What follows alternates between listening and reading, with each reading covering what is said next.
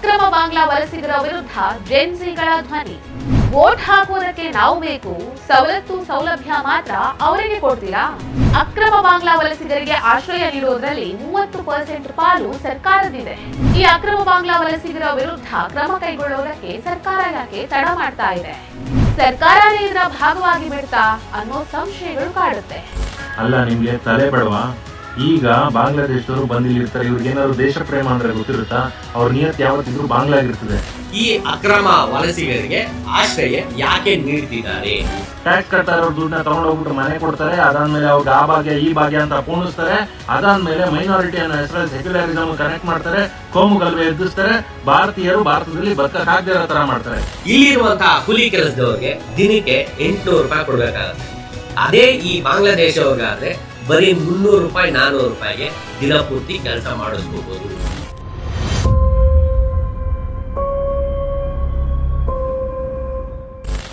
ನಮಸ್ಕಾರ. ಕರ್ನಾಟಕದ ಸದ್ಯದ ಪರಿಸ್ಥಿತಿ ಯಾವ ರೀತಿಯಾಗಿದೆ ಅಂತ ಹೇಳಿದ್ರೆ, ಸೆರಗಿನಲ್ಲಿ ಕೆಂಡ ಕಟ್ಟಿಕೊಂಡವರ ರೀತಿ ಆಗಿದೆ. ಇದಕ್ಕೆ ಕಾರಣ ಅಕ್ರಮ ಬಾಂಗ್ಲಾ ವಲಸಿಗರು.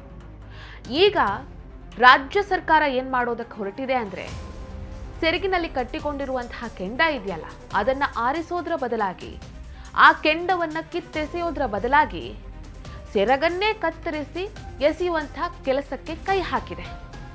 ಯಾರು ಈ ಅಕ್ರಮ ಬಾಂಗ್ಲಾ ವಲಸಿಗರ ವಿರುದ್ಧ ಧ್ವನಿ ಎತ್ತುತ್ತಾ ಇದ್ದಾರೋ, ಅಕ್ರಮ ಬಾಂಗ್ಲಾ ವಲಸಿಗರನ್ನ ಗಡೀಪಾರು ಮಾಡಬೇಕು, ಅವರನ್ನ ಇಲ್ಲಿಂದ ಒದ್ದು ಓಡಿಸಬೇಕು ಅಂತ ಹೇಳಿ ಹೋರಾಟವನ್ನ ಮಾಡ್ತಾ ಇದ್ದಾರೋ ಅಂಥವರ ವಿರುದ್ಧನೇ ರಾಜ್ಯ ಸರ್ಕಾರ FIR ಅನ್ನ ಹಾಕಿದೆ.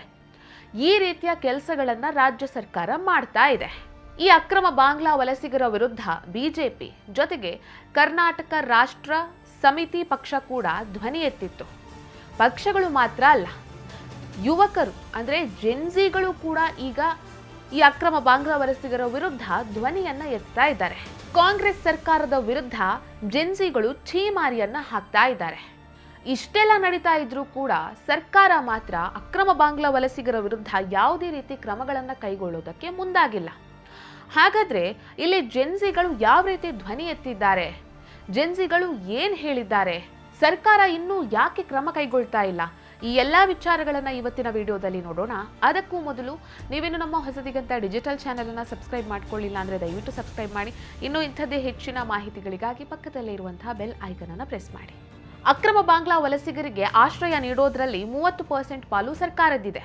ಉಳಿದ 70% ಪಾಲು ಗುತ್ತಿಗೆದಾರರದ್ದು. ಹಾಗಾದ್ರೆ ಸರ್ಕಾರ ಯಾವ ರೀತಿಯಾಗಿ ಅಕ್ರಮ ಬಾಂಗ್ಲಾ ವಲಸಿಗರನ್ನ ತನ್ನ ವೋಟ್ ಬ್ಯಾಂಕ್ಗಳನ್ನಾಗಿ ಬಳಸಿಕೊಳ್ತಾ ಇದೆ? ಈ ವಿಚಾರಕ್ಕೆ ಸಂಬಂಧಿಸಿದಂತೆ ಒಬ್ಬ ಜೆನ್ಸಿ ಮಾತನಾಡಿದ್ದಾರೆ. ಅವರ ಮಾತನ್ನ ಕೇಳಿಸ್ಕೊಳ್ಳಿ. ಇತ್ತೀಚೆಗೆ ಈ ವಲಸೆ ಬಂದಿರುವಂತಹ ಬಾಂಗ್ಲಾದೇಶಿಗರ ವಿರುದ್ಧ ಧ್ವನಿ ಎತ್ತದಂತಹ ಪುನೀತ್ ಕೆರೆಹಳ್ಳಿಯವರು ಹಾಗೂ ಅವರ ಜೊತೆಗೆ ಇನ್ನೂ ಒಂದಷ್ಟು ಜನನ ಪೊಲೀಸರು ಬಂಧಿಸಿರ್ತಾರೆ. ಹಾಗಾದ್ರೆ ಪೊಲೀಸರಿಗೆ ದೂರು ಕೊಟ್ಟವ್ರು ಯಾರು ಅಂತಂದ್ರೆ ಇದೇ ಗುತ್ತಿಗೆದಾರರು. ಯಾರು ಆ ವಲಸೆ ಬಂದಿರುವಂತ ಬಾಂಗ್ಲಾದೇಶಿಗರಿಗೆ ಆಶ್ರಯ ಕೊಟ್ಟಿರ್ತಾರಲ್ಲ, ಇದೇ ಗುತ್ತಿಗೆದಾರರು. ಹಾಗಾದ್ರೆ ಈ ಗುತ್ತಿಗೆದಾರರು ಅಥವಾ ಈ ಲೇಬರ್ ಸಪ್ಲೈ ಮಾಡೋರು ಈ ಅಕ್ರಮ ವಲಸಿಗರಿಗೆ ಆಶ್ರಯ ಯಾಕೆ ನೀಡ್ತಿದ್ದಾರೆ? ಕಾರಣ ಇಷ್ಟೇ, ಕಡಿಮೆ ಕೂಲಿ. ಹೌದು, ಇಲ್ಲಿರುವಂತಹ ಕೂಲಿ ಕೆಲಸದವ್ರಿಗೆ ದಿನಕ್ಕೆ 800 ರೂಪಾಯಿ ಕೊಡ್ಬೇಕಾಗತ್ತೆ. ಅದೇ ಈ ಬಾಂಗ್ಲಾದೇಶವ್ರಿಗಾದ್ರೆ ಬರೀ 300 ರೂಪಾಯಿ 400 ರೂಪಾಯಿಗೆ ದಿನಪೂರ್ತಿ ಕೆಲಸ ಮಾಡಿಸ್ಕೋಬಹುದು. ಇದರಲ್ಲಿ ಸರ್ಕಾರದ 30% ಹೊಣೆ ಹೇಗೆ ಅಂತಂದ್ರೆ, ಇಲ್ಲಿ ಯಾವುದೇ ಪಕ್ಷ ಆಗಿರ್ಬೋದು, ಕಾಂಗ್ರೆಸ್ ಆಗಿರ್ಬೋದು, ಬಿಜೆಪಿ ಆಗಿರ್ಬೋದು, ಇನ್ನೊಂದಾಗಿರ್ಬೋದು, ಇವರನ್ನ ವೋಟ್ ಬ್ಯಾಂಕ್ ಆಗಿ ಯೂಸ್ ಮಾಡ್ಕೋತಾರೆ. ಅದಕ್ಕೋಸ್ಕರ ಇವ್ರು ಏನ್ ಮಾಡ್ತಾರೆ ಅಂತಂದ್ರೆ, ಈ ಗುತ್ತಿಗೆದಾರರ ಸಹಾಯದಿಂದ ಅಲ್ಲಿ ಬಂದಿರ್ತಕ್ಕಂಥ ವಲಸಿಗರಿಗೆ ಅವರಿಗೆ ಬೇಕಾದಂತಹ ಆಧಾರ್ ಕಾರ್ಡ್ ಆಗಿರ್ಬೋದು, ವೋಟರ್ ID ಕಾರ್ಡ್ ಆಗಿರ್ಬೋದು, ಇನ್ನಿತರ ಡಾಕ್ಯುಮೆಂಟ್ಗಳನ್ನ ಸೃಷ್ಟಿ ಮಾಡಿ ರೆಡಿಯಾಗಿಟ್ಟಿರ್ತಾರೆ. ಎಲೆಕ್ಷನ್ ಟೈಮ್ ಅಲ್ಲಿ ಇವರನ್ನ ವೋಟ್ಗೋಸ್ಕರ ಉಪಯೋಗಿಸ್ಕೋತಾರೆ.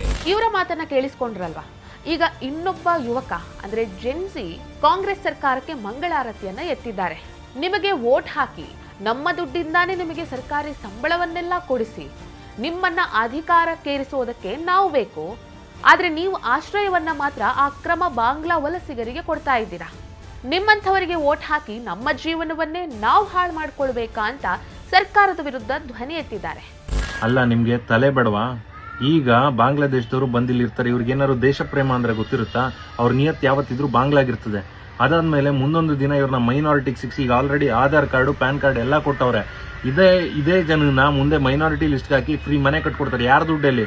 ನಿಮ್ ದುಡ್ಡೆಲ್ಲ ಇಲ್ಲ, ಪೊಲಿಟಿಷಿಯನ್ ದುಡ್ಡೆಲ್ಲ, ಟ್ಯಾಕ್ಸ್ ಕಟ್ತಾ ಇರೋರ್ ದುಡ್ಡಲ್ಲಿ.